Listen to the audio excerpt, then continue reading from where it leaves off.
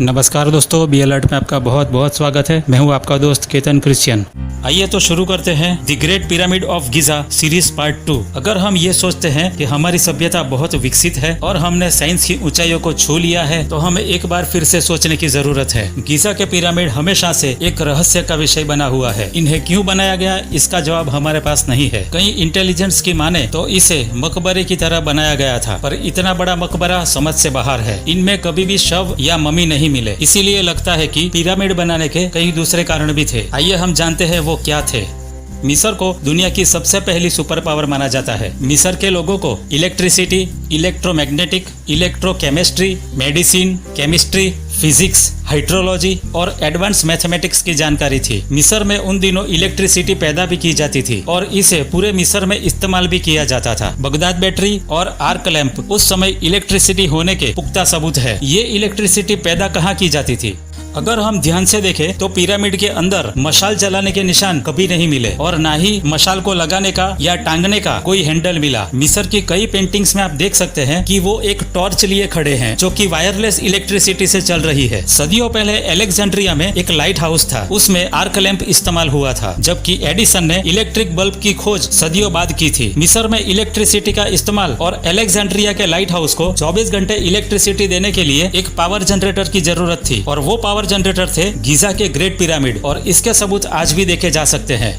पहला, पिरामिड को सफेद रंग के चूना पत्थरों से कवर किया गया था, जो कि बाद में मिस्र के कुछ लुटेरों ने लूट लिया। उस चूना पत्थरों को ऐसी कनेक्टिविटी से जोड़े गए थे कि दो पत्थरों के बीच में एक रेजर ब्लेड भी डालना मुश्किल था। इन चूना पत्थरों में मैग्नीशियम नहीं था, ये अच्छे इंसुलेटर थे और इस इंसुलेशन प्रॉपर्टी की वजह से पिरामिड के अंदर की ऊर्जा बाहर नहीं आ सकती थी।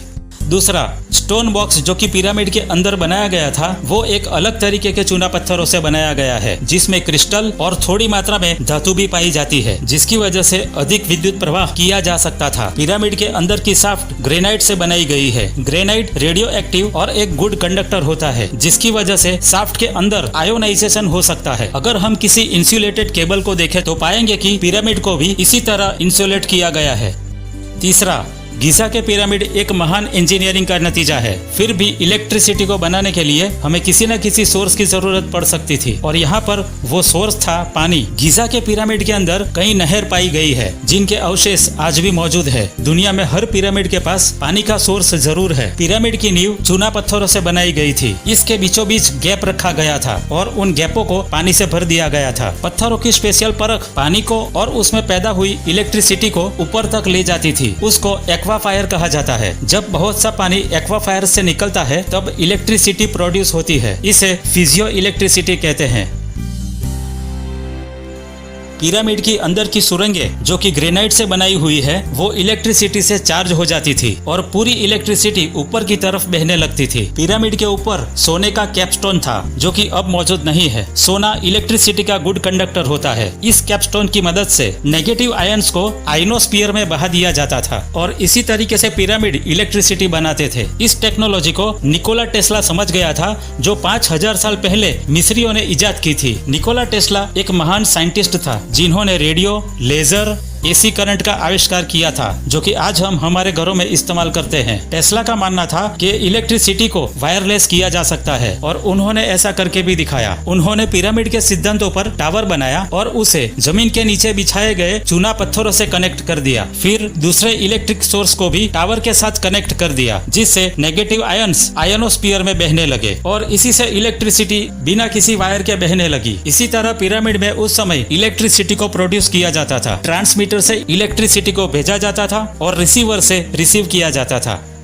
अब सवाल ये पैदा होता है कि मिस्रवासी इलेक्ट्रिसिटी का इस्तेमाल कहाँ करते थे। ये लोग एक वायरलेस बल्ब का इस्तेमाल करते थे और इसी तरह निकोला टेस्ला ने भी कर दिखाया। उनका मानना था कि इस तरह पूरी दुनिया में इलेक्ट्रिसिटी को वायरलेस भेजा जा सकता है।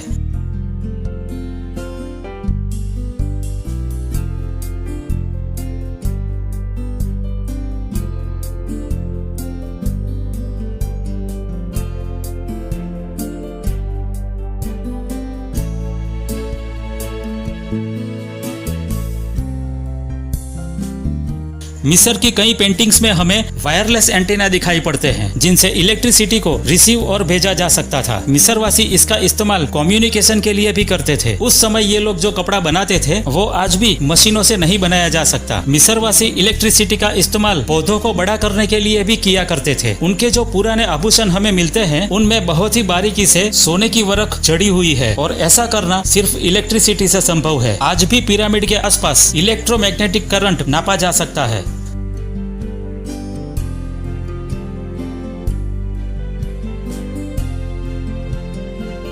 पिरामिड का मकबरे की तरह कभी भी इस्तेमाल नहीं किया गया। हमेशा से दुनिया को यही बताया गया है कि ये पिरामिड फेरो की कब्र है, मगर आज तक पिरामिड में कोई भी कब्र नहीं मिली। पिरामिड के बीचों बीच एक पत्थर का बॉक्स है जिसे आर्कियोलॉजिस्ट किंग्स चैम्बर कहते हैं। कहा जाता है कि यहीं पर फेरो की कब्र थी जिसे बाद में लुटेरों ने लूट लिया। मगर आप जब पिरामिड को बारीकी से परखेंगे तो पाएंगे कि चैम्बर में कोई भी सुपर कंडक्टिव मटेरियल रखा जाए तो इलेक्ट्रिसिटी जरूर पैदा होगी, जो कि पूरे मिस्र के लिए काफी होगी। फेरो ने कभी इसे अपने मकबरे के रूप में नहीं बनाया। फेरो इसकी खासियत जानते थे और ये यह भी जानते थे कि अच्छे शासन के लिए इस तरह की टेक्नोलॉजी बनाना आवश्यक है जिससे मिस्र और भी फल फूल सके। और अगर हम ये सोचते हैं कि हम मॉडर्न टेक्नोलॉजी में जी रहे हैं और बहुत एडवांस है तो हम गलत हैं। हजारों साल पहले मिस्रवासी हमसे बहुत ज्यादा एडवांस थे।